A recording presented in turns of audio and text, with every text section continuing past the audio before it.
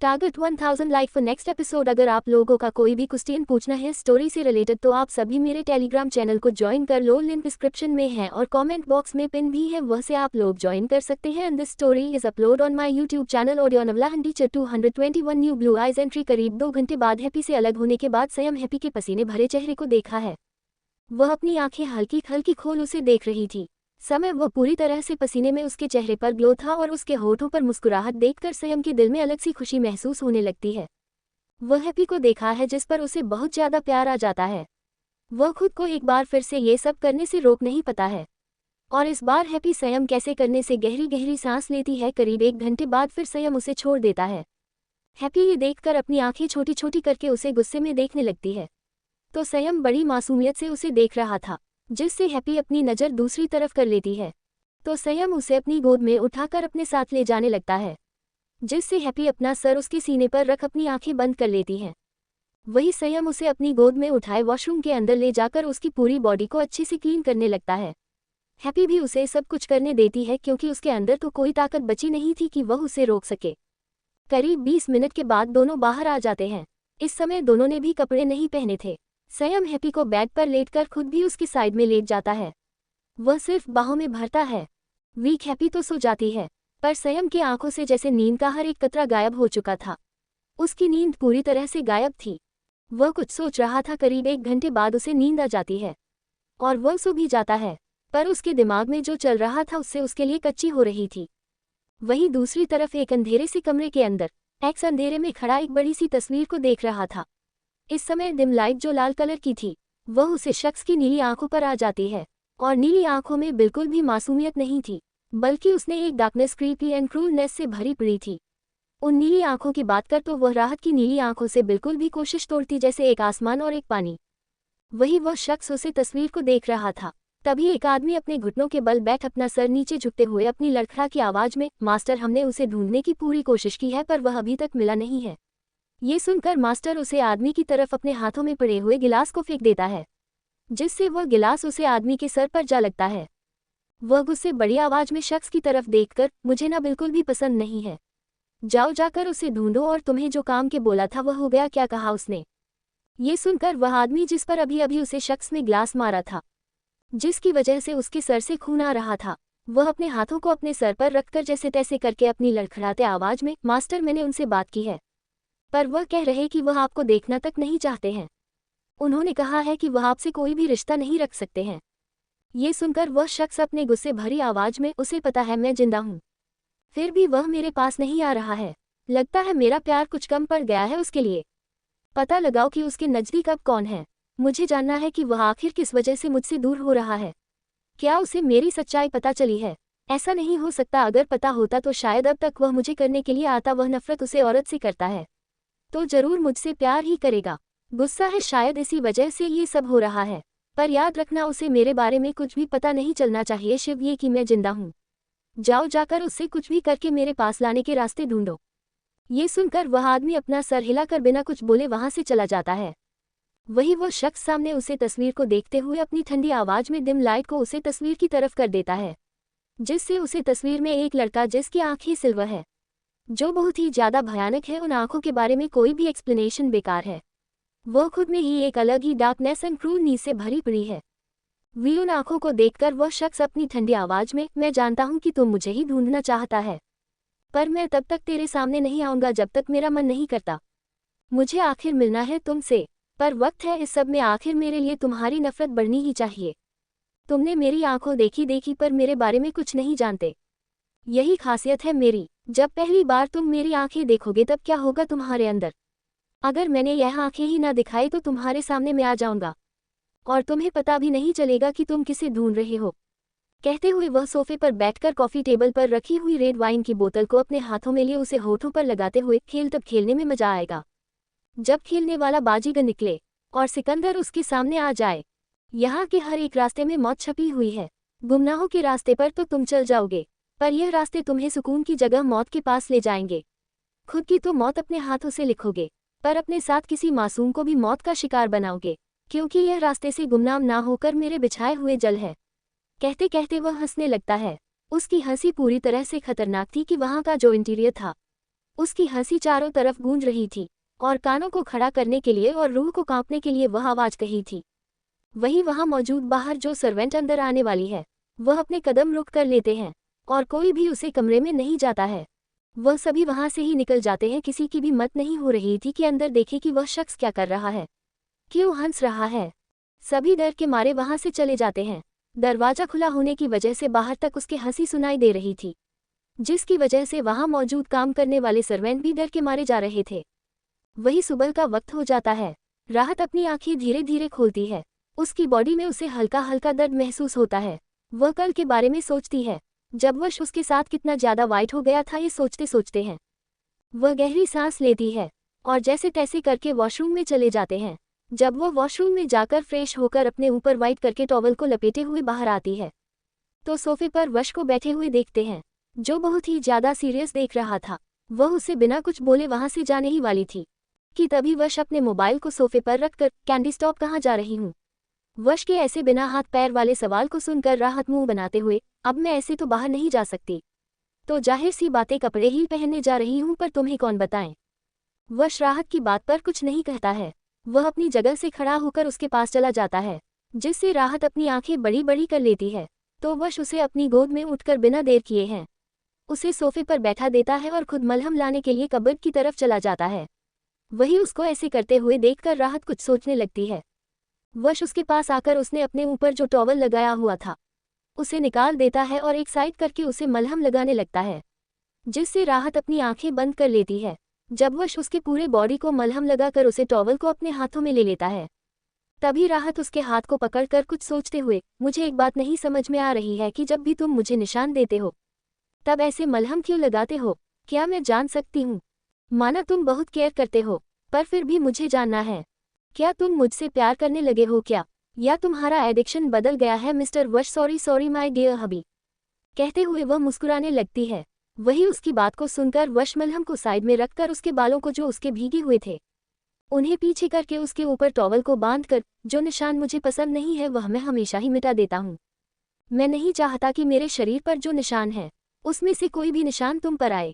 इन निशानों का दर्द मैं बहुत अच्छी तरह से जानता हूँ कैंडी, और यह कितने गंदे लगते हैं ये भी मुझे अच्छे से पता है। इसी वजह से तो देता भी मैं हूँ और इन्हें मिटता भी मैं ही हूँ, क्योंकि इसका हक मैंने किसी को नहीं दिया है।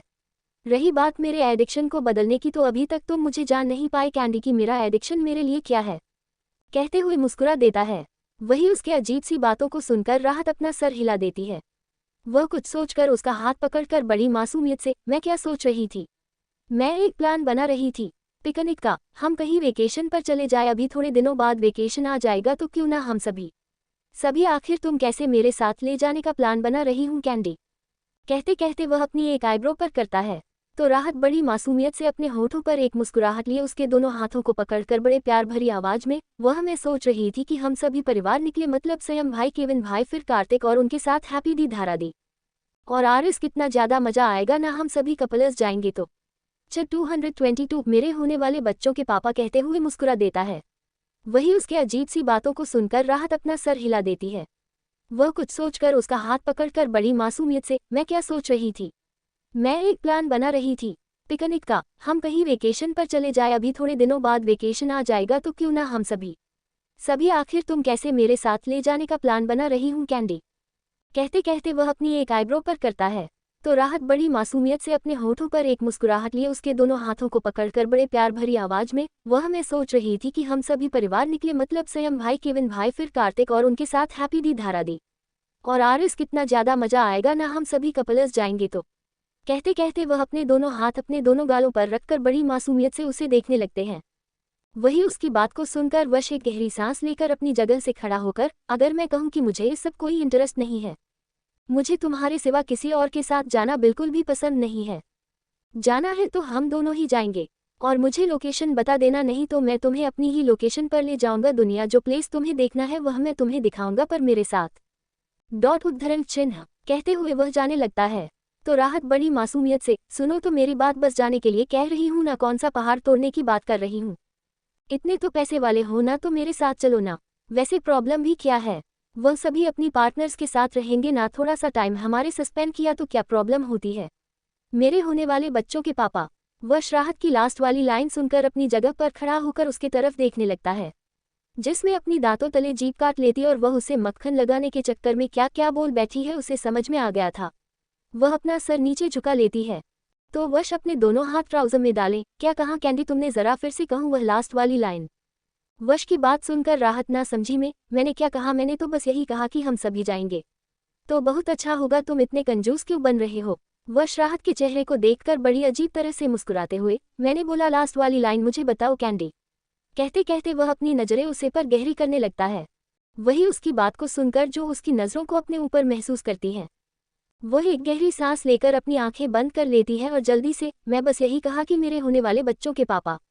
अब तुम इसे भी लेकर बैठोगे क्या, इस पर भी मुझे कोई कमेंट करोगे क्या। अब क्या मैं झूठ बोला, तुम आज नहीं तो कल बनने वाले हो ना मेरे बच्चों के पापा।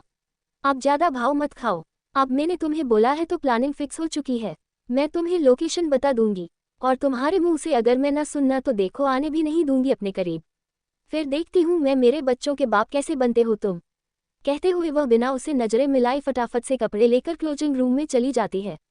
वही उसकी धमकी और उसके ऐसे तेवर को देखकर वश अपना सर हिला देता है और एक गहरी सांस लेकर एक नज़र क्लोजिंग रूम को देखा है, फिर वॉशरूम में चला जाता है। वहीं दूसरी तरफ कार्तिक अपने विला में था और इस समय वह बालकनी में बैठा हुआ था। उसके चेहरे का रंग पूरी तरह से उतरा हुआ था, वह किसी गहरी सोच में देख रहा था। उसके चेहरे पर जरूर कोई एक्सप्रेशन नहीं थे, पर उसकी आंखें बहुत ही ज्यादा डार्क हो चुकी थी। तभी वहां पर कोई आ जाता है, जिसे महसूस करके कार्तिक अपनी आंखें बंद करके गहरी सांस लेता है। तो वही आरे जाकर झूले पर बैठ जाती है और कार्तिक की तरफ देखकर गुस्से भरी आवाज में, अब पूरी रात तो तुमने मुझे यहाँ पर बैठा दिया, अब घर पर तो लेकर चले जाओ, क्योंकि अगर घर वालों को पता चला कि मैं पूरी रात एक लड़के के साथ थी तो पक्का मुझे घर से बाहर निकलने में वह एक सेकंड भी नहीं सोचेंगे। एक तो जैसे तैसे मैंने उन्हें कन्वेंस करके दोस्त के घर काका कर रहने के लिए बोल दिया, वह भी सब कुछ तुम्हारी वजह से। क्या जरूरत थी मुझे यहाँ पर लाने की, कॉलेज क्या कम पर गया जो तुमने मुझे घर पर भी लाना शुरू कर दिया। ये सुनकर कार्तिक उसे अपने हाथों से अपने पास आने का इशारा कर देता है, जिसे देखकर आरिज तो कुछ समझ नहीं आता है, तो कार्तिक उसे उंगली से अपने पास आने का इशारा कर देता है। आरिज उसका इशारा देकर कुछ सोचते हुए उसके पास चले आ जाती है। वह जब उसके पास आती है तो वह उसे 3 कदम की दूरी पर खड़ी हो जाती है, तो कार्तिक आगे बढ़कर उसका हाथ पकड़कर अपनी तरफ खींच लेता है, जिससे वह सीधा उसकी गोद में जाकर बैठ जाती है, जिससे आरिज को बहुत ही ज्यादा अजीब सा महसूस होता है। वह उसकी तरफ देखकर अपनी आंखें बड़ी बड़ी करके, क्या हुआ, तुम ऐसे अजीब से हरकतें क्यों कर रहे हो, कल रात भी मैंने देखा तुम कुछ ठीक नहीं लग रहे थे, सब कुछ ठीक तो है। कार्तिक ये सुनकर एक गहरी सांस लेते हुए उसकी आंखों में देखकर, नहीं है ये कहो तो। कार्तिक की बात सुनकर आरिज अपनी आंखें बड़ी बड़ी करके उसके गालों को अपने दोनों हाथों में पकड़कर, मतलब तुम कहना क्या चाहते हो, साफ साफ कहो कि क्या हुआ है, ऐसी पहली वाली बातें क्यों कर रहे हो। आरिज की बात को सुनकर कार्तिक अपने होठों पर एक मुस्कुराहट लाकर, अगर जिंदगी में तुम्हें ये पता चले कि तुम जिस इंसान से सबसे ज्यादा प्यार करते हैं मगर वही तुम्हें धोखा दे तो तुम क्या करोगे। अगर वह इंसान तुम्हारे पास आना चाहे तो क्या तुम उसे अपने पास आने दोगी। अगर वह ये कहे कि हम सब एक फैमिली की तरह रहे तो क्या तुम उसके साथ वह फैमिली की तरह रह पाओगी। हम कार्तिक के ऐसे सवाल को सुनकर आरिज कुछ सोचते हुए अपना सरनामे हिलाते हुए सामने देखकर, बिल्कुल भी नहीं, मैं उसे इंसान के साथ नहीं रह सकती जिसने मेरा विश्वास तोड़ा है। मैं कैसे रह सकती हूँ उसके साथ, इससे बेहतर यही है कि मैं उससे दूर रहूं और ना ही मैं उसको कभी अपने पास आने दो। पर तुम यह मुझे क्यों पूछ रहे हो, आखिर किसने तुम्हें धोखा दे दिया। मुझे तो नहीं लगता कि तुम जैसी शख्स को कोई धोखा दे सकता है, तुम्हारे पास तो इतना अच्छा दिमाग है। तो फिर कार्तिक मुस्कुराते हुए उसके कंधे पर अपना सर रखकर, अक्सर ऐसे ही लोगों को बहुत सारे धोखे मिलते हैं, तुम्हें लगता है ये दुनिया हम जैसे लोगों के लिए एक वरदान है, पर यही तो श्राप है। जहाँ पर पैसे तो कमा सकता हूँ मैं, पर कोई अपना कभी नहीं कमा सकता। भरोसे से मैंने सब कुछ अपना बनाने का सोचा था, पर मुझे क्या पता था कि यह भरोसा तोड़ने वाला भी अपना निकलेगा। इतने सालों से दर्द में रहा और आज पता चल रहा है ये दर्द मुझे जानबूझकर मिल रहा है। कहते हुए वह रुक जाता है। वही उसकी बात को सुनकर आरिज उसकी तरफ देखने लगती है। वह साफ साफ उसकी आवाज में दर्द महसूस कर सकती थी। वह उसके बालों को सहलाने लगती है, ना चाहते हुए भी उसे कार्तिक का एक दर्द महसूस होने लगता है। ऐसा लगता है कि कार्तिक किसी गहरी दर्द में है। वह उसके बालों को सहलाने लगते हैं। दोनों पूरी तरह से शांत हो जाते हैं। दोनों में से कोई भी कुछ नहीं कहता है। दोनों सामने आसमान को देखते हैं। जहां से अभी ही सूर्य आ रहा था और अपनी किरण पूरे दुनिया में बिखर रहा था। पंछियों की आवाज है और उनका ऐसा बादलों के ऊपर अपने पंखों को फैलाना जिसे देखकर आरिज गहरी सांस लेती है। वह कभी कार्तिक को देखते हैं तो कभी उसे पंछी को देखते हैं। करीब 20 मिनट के बाद कार्तिक आरिज को फ्रेश होने का कहकर खुद वहां से कहीं चला जाता है। ये देखकर आरिज को थोड़ा अजीब तो लगता है, पर वह अपना सर हिलाकर वहां से वॉशरूम में चली जाती है। वॉशरूम से जब बाहर आती है तो वह कुछ सोचकर कबर्ड की तरफ बढ़ती है, जहां पर एक सेट उसके कपड़े रखे हुए थे और एक साइड कार्तिक है। ये देखकर वह ज्यादा न ध्यान देकर फोन कपड़ों को पहनने लगती है, क्योंकि उसका ज्यादा से ज्यादा ध्यान तो कार्तिक की बातों में था। वह उसके बातों के बारे में सोच रही थी। वही कॉलेज में राहत कॉलेज की तरफ जा ही रही थी कि तभी उसका मोबाइल वाइब्रेट करने लगता है। तो वह देखी है कि उसके अप्पा का कॉल आ रहा है, जिससे उसके चेहरे पर मुस्कुराहट आ जाती है। वह मुस्कुराते हुए, अप्पा अब आ रही है, आपको मेरी याद, वैसे कैसे हो आप और आपका मुंबई में आने वाले हो, मैं इंतजार कर रही हूँ। आपके अनुज के बारे में कुछ पता चला? राहत के सवालों के ऊपर सवालों को सुनकर रघुवीर गहरी सांस लेकर, मेरी गुड़िया शांत हो जाओ, आराम के साथ हम एक एक सवालों का जवाब दे देंगे। पहली बात, मैं मुंबई आने वाला हूँ, बस कुछ वक्त के बाद, करीब 2-3 दिन के बाद आ जाऊंगा। और अनुज के बारे में कुछ पता नहीं चला है। उसकी फैमिली इटली जा चुकी है और मैं बहुत ज्यादा ठीक हूँ और खुश भी हूँ। ये सुनकर राहत मुस्कुराते हुए, मम्मी तो आपने ठीक किया, पर मुझे अभी अनुज की बहुत परेशानी हो रही है। पता नहीं कहाँ पर चला गया ये पागल। और माँ कैसी है? वह तो ठीक है ना? हमने तो हर वक्त अपना दामाद की फिक्र होती होगी, मेरी तो उनको कुछ पड़ी ही नहीं है। ये सुन रघुवीर अपना सर हिलाते हुए, बच्चा आपकी माँ को आपकी बहुत फिक्र हो रही है, आप ज्यादा मत सोचिए और ये बताइए कि आप कैसी हैं। ये सुनकर राहत मुस्कुराते हुए, मैं ठीक हूँ, पर मुझे आपसे कुछ जरूरी बात करनी है, कहते हुए वही एक बेंच पर बैठ जाती है। रघुवीर अपना सर हिलाते हुए, क्या बात है आज मेरे बच्चा को मुझे जरूरी बात करनी है? हाँ बोलो, मैं तुम्हारे हर एक सवाल का जवाब दे दूंगा। आपने कहा था कि आप वश की मॉम को जानते हैं, क्या सच में अपने उन्हें जानते हैं? मुझे पता है दोस्तों यार, थोड़ा हिंदी मिस्टेक हो रहा होगा, थोड़े से ज़्यादा हो रहा होगा, पर सच को प्यार में मराठी फैमिली से बिलोंग करती हूँ और हिंदी में थोड़ा मेरा कच्चा है, समझ लो नर्सरी की बच्ची हूँ। कोल्ड स्वेट स्माइल, पर मैं जितना हो सके उतना ज़्यादा ट्राई करूँगी कि आपको निराश ना कर। वैसे क्या लगता है आज का चैप्टर कैसा लगा? 223 पार्टी में जाना मम, ये तो आपने ठीक किया, पर मुझे अभी अनुज की बहुत परेशानी हो रही है, पता नहीं कहाँ पर चला गया ये पागल। और माँ कैसी है? वह तो ठीक है ना? हमने तो हर वक्त अपना दामाद की फिक्र होती होगी, मेरी तो उनको कुछ पड़ी ही नहीं है। ये सुन रघुवीर अपना सर हिलाते हुए, बच्चा आपकी माँ को आपकी बहुत फिक्र हो रही है, आप ज्यादा मत सोचिए और ये बताइए कि आप कैसी हैं। ये सुनकर राहत मुस्कुराते हुए, मैं ठीक हूँ, पर मुझे आपसे कुछ जरूरी बात करनी है, कहते हुए वही एक बेंच पर बैठ जाती है। रघुवीर अपना सर हिलाते हुए, क्या बात है आज मेरे बच्चा को मुझे जरूरी बात करनी है? हाँ बोलो, मैं तुम्हारे हर एक सवाल का जवाब दे दूंगा। आपने कहा था कि आप वश की मॉम को जानते हैं, क्या सच में अपने उन्हें जानते हैं? उद्धरण चिन्ह प्रश्नवाचक चिन्ह उद्धरण चिन्ह, कहते हुए राहत शांत हो जाती है, पर उसके सवाल को सुनकर रघुवीर परेशान हो जाता है। वह कुछ सोचते हुए, क्या हुआ बच्चा, सब कुछ ठीक तो है? तुम्हारे जैसे सवाल क्यों कर रही हो? राहत अपना सरना में हिलाते हुए, सब कुछ ठीक है पापा, बस मैं पूछना चाहती हूँ, क्या आपको सच में मतलब वश की माँ के बारे में पता है? मुझे जानना है कि आखिर माँ के साथ हुआ क्या है, क्या कुछ पता है इस बारे में? रघुवीर इस पर अपना सरना में हिलाते हुए, बेटा मुझे इस बारे में कुछ नहीं पता है, हमारी मुलाकात तो बहुत वक्त हो गया, हम दोनों 2 ही सेमेस्टर में एक दूसरे के साथ थे, उसके बाद न ही वह मुझे मिली न मैं उसे कभी मिल पाया। कहते कहते रघुवीर गहरी सांस लेकर अपने मन में, मुझे पता है बच्चा, मैं तुम्हें झूठ कह रहा हूँ, पर इसके सिवा मेरे पास कोई रास्ता ही नहीं है। मैं तुम्हें सच तो बताना चाहता हूँ, पर डर लगता है अगर तुम्हें सच पता चल गया तो मेरा भी सच तुम्हें पता चल जाएगा, और मैं नहीं चाहता कि मेरी डार्क वर्ल्ड की आइडेंटिटी तुम्हारे सामने आ जाए। मन ही मन वह कहते कहते हुए गहरी सांस लेता है। वही राहत इस पर कुछ ज्यादा बोलती नहीं है।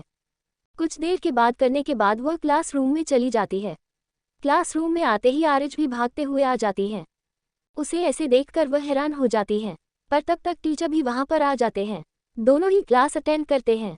फिर 3 लेक्चर खत्म होने के बाद दोनों कैंटीन में चले जाते हैं। कैंटीन में हो जैसे ही बैठे हैं वैसे ही धारा, हैप्पी और कार्तिक वहां पर आ जाते हैं। पांचों बैठे हुए थे कि वश भी वहां पर आ जाता है, पर वह उन पोंचों के साथ न बैठकर एक सिंगल चेयर पर जाकर बैठ जाता है। वही कार्तिक की नज़र वश पर थी। वह उसकी आंखों को गौर से देखने लगता है, फिर कुछ सोचकर अपना सर हिला देता है।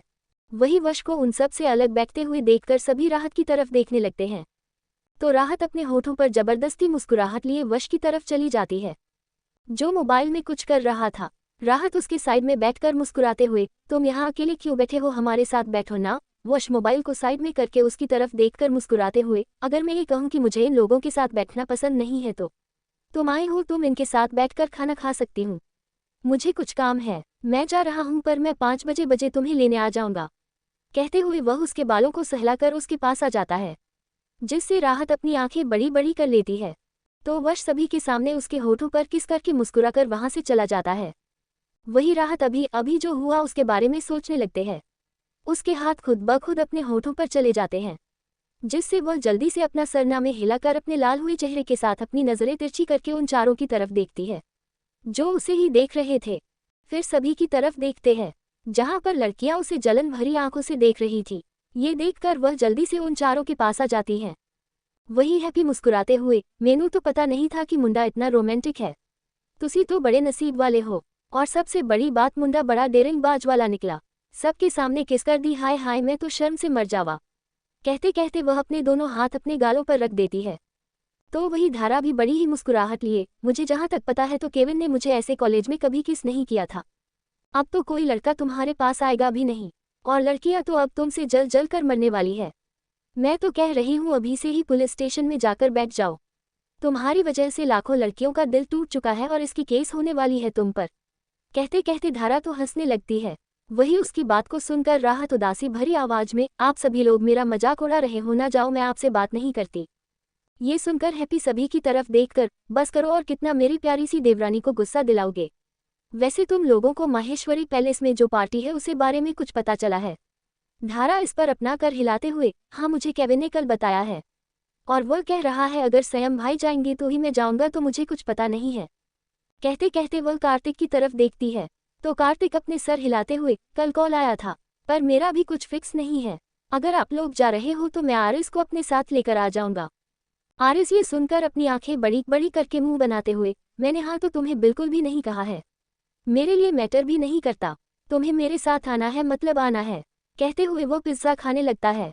वही उसकी बात को सुनकर आरिज अपना सर हिला देती है। तभी हैप्पी राहत की तरफ देखकर, तुम्हें कुछ पता है इस बारे में? प्रश्नवाचक चिन्ह उद्धरण चिन्ह। राहत अपना सर न हिलाते हुए, फिलहाल तो मुझे कुछ पता नहीं है, और जहां तक मुझे पता है तो वश पार्टी में नहीं आएगा, क्योंकि सभी को पता है कि वह अपने पापा को बिल्कुल भी पसंद नहीं करता है, और वैसे भी मैं खुद उसे पार्टी में जाना नहीं चाहती। वी ये सुनकर हैप्पी हैरानी भरी आवाज में, ऐसा क्यों, तुम क्यों नहीं जाना चाहती हो उसे पार्टी में?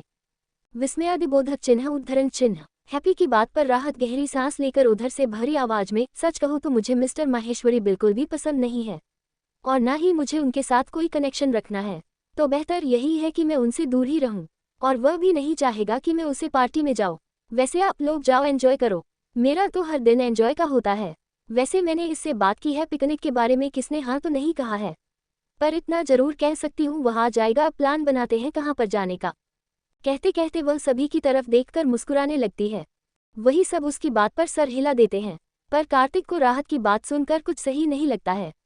वह कुछ सोचते हुए अपना सर हिलता है पर कुछ कहता नहीं है और वहां से चला जाता है, ये कहकर कि वह शाम को मिलेगा। वही सभी अपना खाना खाकर फिर से क्लास अटेंड करते हैं। क्लास अटेंड करने के बाद 5 बजे जब राहत गेट पर खड़ी होती है, तब वहां पर आ जाता है। हमारा वश राहत को पीछे बैठने का इशारा कर देता है। राहत बिना कुछ बोले पीछे बैठ जाती है। कुछ देर बाद वह दोनों उसके प्राइवेट विला के अंदर चले जाते हैं। राहत जब कमरे में आती है तो हैरान हो जाती है, क्योंकि बेड पर एक बड़ा सा ड्रेस रखा हुआ था। उसके साइड में हिल्स मेकअप का सामान पहले ही ड्रेसिंग टेबल पर मौजूद था। वह ये सब देखकर हैरान हो जाती है। वह हैरानी से पूछा आते हुए वश की तरफ देखती है, जो अपने दोनों हाथ पहन के पॉकेट में डाल आ रहा था। वह हैरानी के साथ सामने बैठ के तरफ इशारा करके, ये सब है कहाँ, क्या हम कहीं बाहर घूमने जा रहे हैं? वश अपना सर हिला देता है तो राहत हैरानी के साथ, पर कहाँ जा रहे हैं? वश वहां रखे बिजनेस सूट को अपने हाथों में लेकर, माहेश्वरी पैलेस, तुम्हें तो पता होगा आज पार्टी है, तो हमें आज जाना चाहिए कि नहीं? स्पेशल इनविटेशन मिला है, कुछ प्रेसिडेंट ने कॉल किया है तो जाना जरूरी है कैंडी। कहते हुए वह मुस्कुराकर वहां से जाने लगता है, तो राहत उसकी पीठ को देखकर हैरानी भरी आवाज में, सीरियसली आई कांट बिलीव तुम खुद माहेश्वरी पैलेस जाने की बात कर रहे हो। आखिर क्या चल रहा है तुम्हारे दिमाग में? जहां तक जानती हूँ तुम नफरत करते हो, और ऐसी पार्टी में आखिर बाजार क्या है, साफ साफ क्यों नहीं बताते? कहते कहते वह अपने दोनों हाथ फोल्ड करके उसे देखने लगते हैं। तो वश अपने होठों पर एक अजीब से मुस्कुराहट के लिए बिना राहत की तरफ देखकर कुछ चीज़ अपने हिसाब से ना करे तो ही बेहतर है, क्या पता वहां जाकर तुम्हें कुछ पता चले। और कहते कहते वह अपनी बातों को अधूरा छोड़कर वहां से चला जाता है। वही राहत उसकी बात सुनकर ड्रेस को देखते हुए खुद से ही, आखिर इस इंसान की प्रॉब्लम क्या है, जब देखो तब ऐसी बातें करता है जो मुझे समझ में नहीं आती है। अब पता नहीं पैलेस में जाकर क्या करने वाला है, मुझे तो उसके इरादे कुछ सही लगता नहीं है। ऐसा क्यों लग रहा है आज पार्टी में बहुत ज़्यादा धमाकेदार होने वाली है। मैंने सोचा भी नहीं था यह मुझे पार्टी में लेकर जाएगा। चलो देखते हैं आखिर इसके दिमाग में चल क्या रहा है।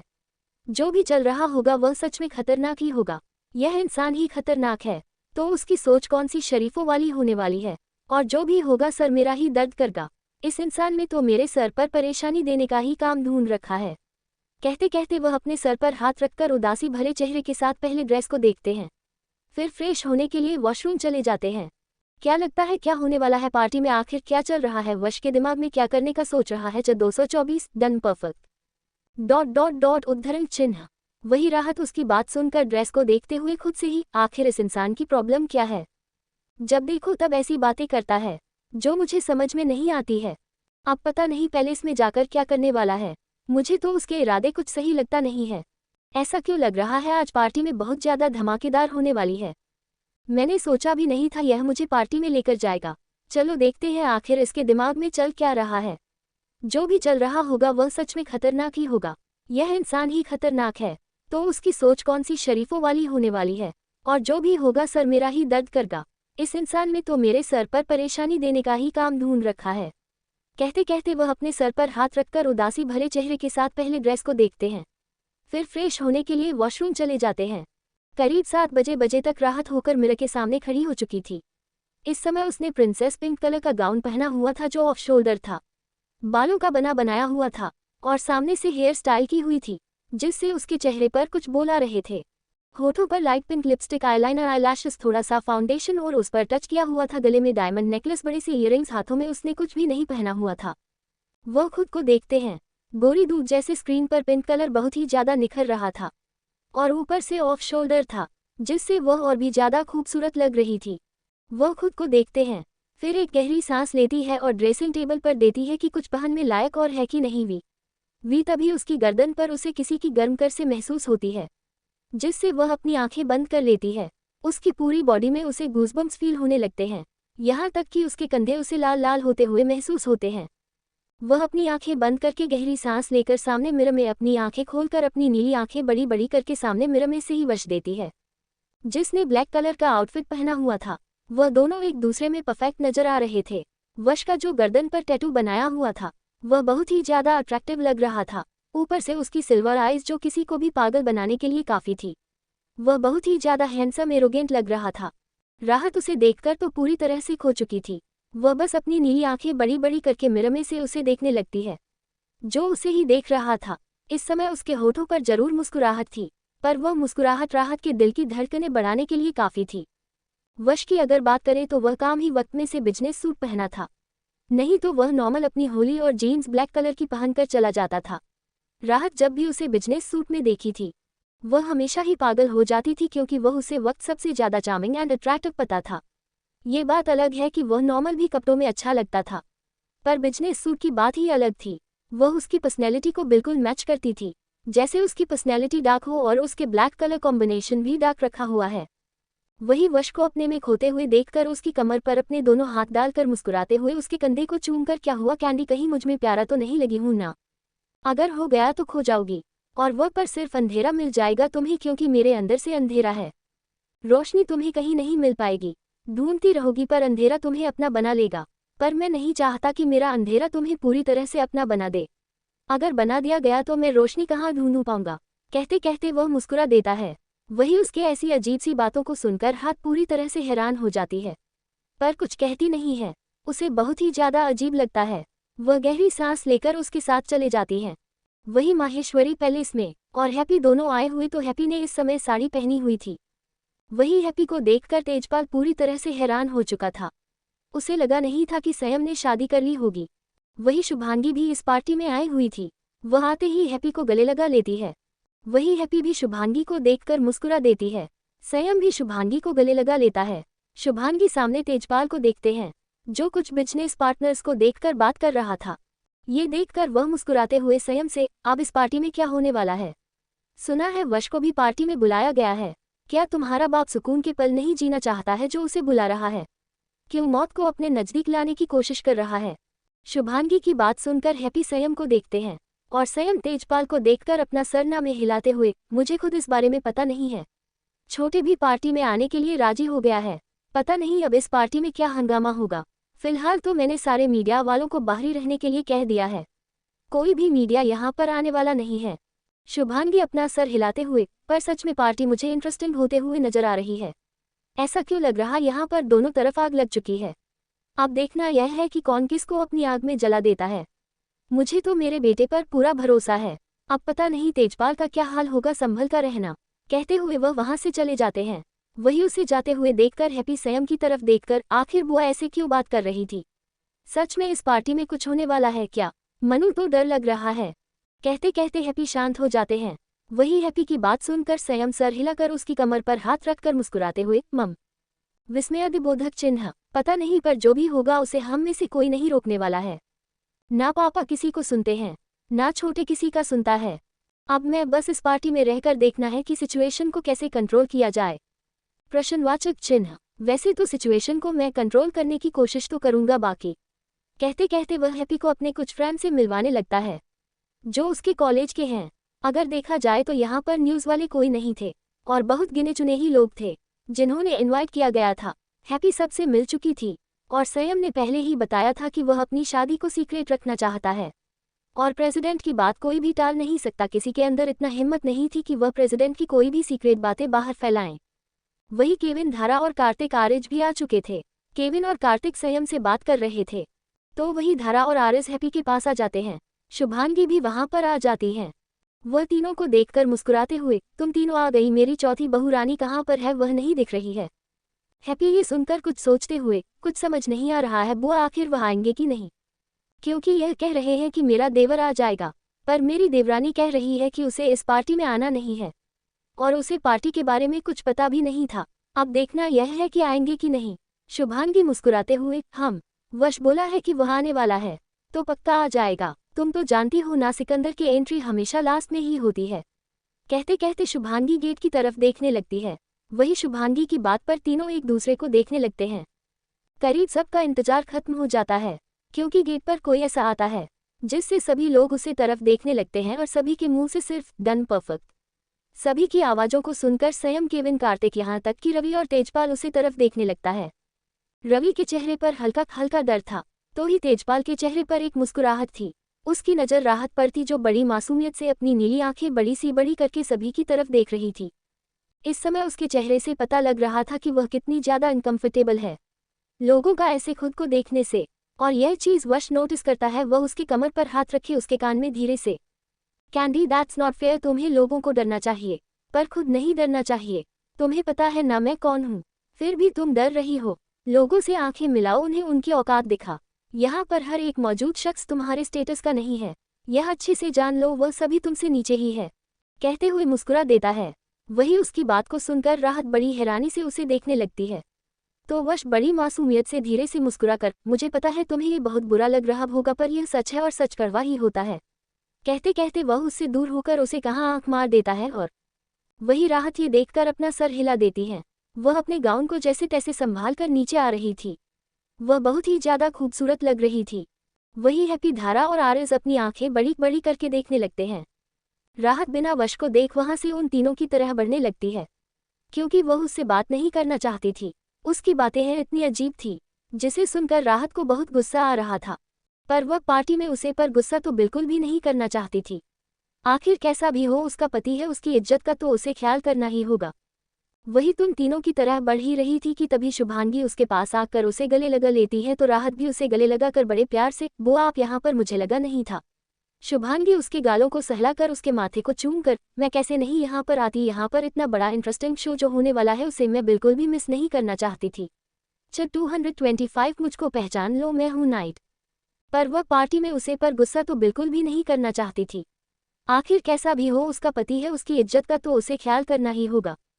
वही तुम तीनों की तरह बढ़ ही रही थी कि तभी शुभांगी उसके पास आकर उसे गले लगा लेती है तो राहत भी उसे गले लगाकर बड़े प्यार से, बुआ आप यहाँ पर, मुझे लगा नहीं था।